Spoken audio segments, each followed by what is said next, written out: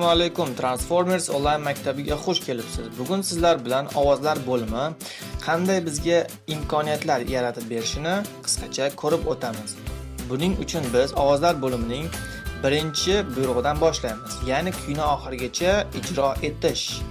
Bu buyruq kuyni oxirigacha ijro etmagunicha keyingi buyruqqa o'tmaydi.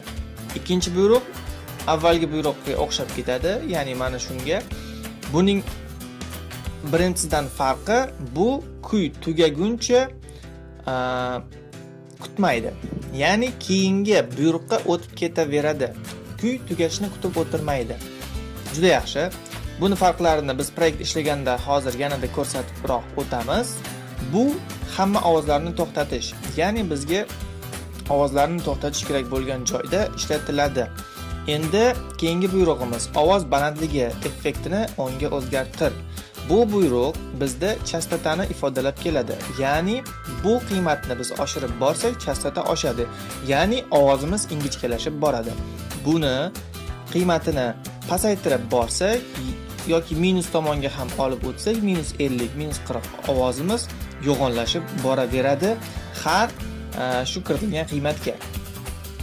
Hozir bu yerda 10 turibdi, ya'ni har safar 10 taga ortib boradi, ya'ni ovoz ingichkalashib borar ekan. Keyingi buyruq aynan chastotani bitta me'yorda ushlab turish uchun qo'llaniladi, ya'ni 100 chastota bilan ijro etish. Bu har kelganda o'zgarmaydi. Faqat bir xilda turaveradi. Bunisi esa har kelganda 10 taga o'zgarib boradi. Bu albatta mana shu ikkita effektni chastotani bekor qiladi hamda o'zini oldingi tabiiy holatidagi ovoziga qaytarib qo'yadigan buyruq. Bu buyrug'imiz kuylarimizning ovozini baland pastligini boshqarib beradigan buyruq hisoblanadi. Ya'ni har safar minus 10 taga kamaytirar ekan. Buni mana shu orqali tekshirsak ham bo'ladi. Bu yerda ko'rsatib turadi kuyimizni balandligini. Bitta bossam hozir buning ovozi 10 taga kamayishi kerak.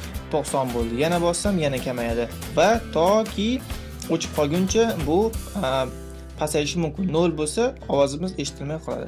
Bu esa ma'lum bir qiymatga sozlamoqchi bo'lsak, ishlatishimiz mumkin bo'ladi. Hozir 100 da turibdi. Xohlasak 50 qilib qo'ysak, o'zgarmas qiymatni o'ziga qabul qilib qoladi. Juda yaxshi. Endi ovozlarni tahrirlashga keladigan bo'lsak, bu yerda ovozning shakli mujassamlashgan, ya'ni buni oscillogramma deb ataladi. Bu ovozni siz tezlashtirishingiz mumkin, sekinlashtirish, kattaroq, kichikroq ovozda aytishingiz mumkin yoki ovozsiz qilib qo'yishingiz mumkin yoki teskari holatda ham aytirishingiz mumkin yoki robot ovoziga o'xshagan ovozda eshitib ko'rishingiz mumkin bo'ladi. Va buni siz qirqib olishingiz mumkin bo'ladi xohlagan joyingizdan va qirqqan joyingizni yangi bitta ovozga yozib qo'yishingiz mumkin bo'ladi. Bu ovozni siz faqat qirqqan joyingizni ijro qilib etib beradi. Mana shu tugmani bossangiz. Bu esa qirqadi, bu esa qo'yish. Juda ham yaxshi. Bu faqat mushukchani ovozdan iborat emas, uning kutubxonasi bor. Bu kutubxonada har xil ovoz tanlash imkoniyatiga egasiz. Hayvonlarning ovozlari, ta'sir ovozlari, takrorlash ovozlari yoki pianino notalari, boshqa instrumentlarning notalari, juda ham turli xil ovozlarni foydalanish imkoniyatiga egasiz. Bular ham yetmaydi desangiz, siz o'zingizning kompyuteringizdan ixtiyoriy qo'shiqni yuklab olish imkoniyatiga ham egasiz. Men hozir o'zimni kuyimni yuklayapman. Hozir mana shu yerda paydo bo'lish kerak va uning oscillogrammasi mana shunday iborat. Buni eshitib ko'ramiz desak, mana shuni boshlashimiz kerak bo'ladi. Juda yaxshi. Bu meni o'zimni kuyim hisoblanadi. Bu Scratch dasturining ichida yo'q. Buni men o'zimning kompyuterimdan yuklab oldim. Siz ham o'zingiz mana shunday o'zingiz yangi kuylarni olib, uni tahrirlash imkoniyatiga ega bo'lishingiz mumkin. Hozir biz yangi sprite olamiz. Uni raqs bo'limidan topib qidiramiz. Mana shu dance sprite kerak bo'ladi bizga. Mushukchamiz hozir endi bizga kerak bo'lmaydi. Buni o'rtaga qo'yib qo'yamizda, bunga hozir buyruqlar asosida buni ham musiqa chalganda buni ham har xil ko'rinishlarga o'tkazishga harakat qilib ko'ramiz hozir. Buning uchun bizga hodisalar bo'limidan bayroqcha bosilganda degan buyruq kerak bo'ladi. Keyin bizga ovozlar bo'limidan kuy chalganda degan qo'shiq kerak bo'ladi. Lekin bizda ikkita buyruq bor bunaqa. Qaysi birini biz hozir ishlatamiz? Buni aynan qanday farq qilishini mana shu vazifani bajarganimizda hozir yaqqol ko'rinib oladi. Keyin biz aynan nechadir marta qilishimiz kerak.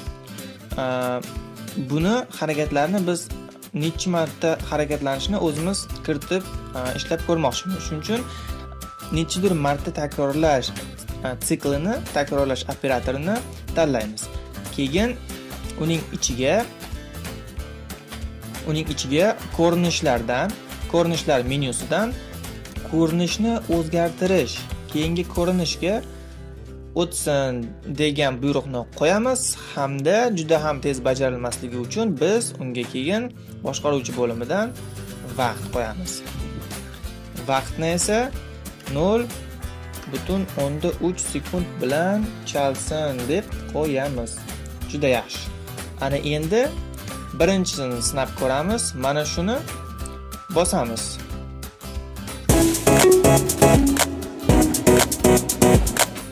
Bu qo'shiq chalganda bu sprite ko'rinishlarni o'zgartirish kerak edi, lekin unday bo'lmadi.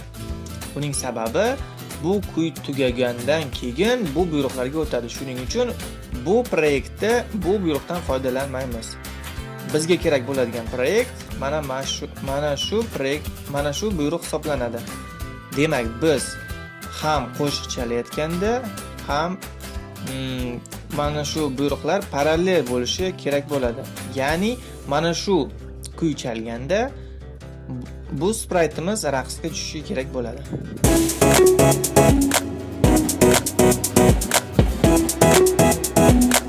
Lekin bu hali kuy tugamasdan raqsini tugatib qo'ydi. Demak, buni raqamlarni o'zimiz o'zgartirishimiz mumkin bo'ladi.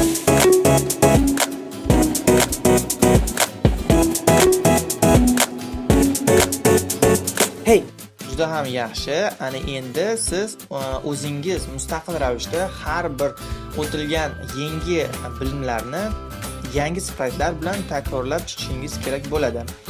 Bugun shu bilan o'z nihoyasiga yetdi darsimiz. Sizlar bilan Abdulloh Abduhalilov birga bo'ldi. Keyingi darslarda ko'rishguncha.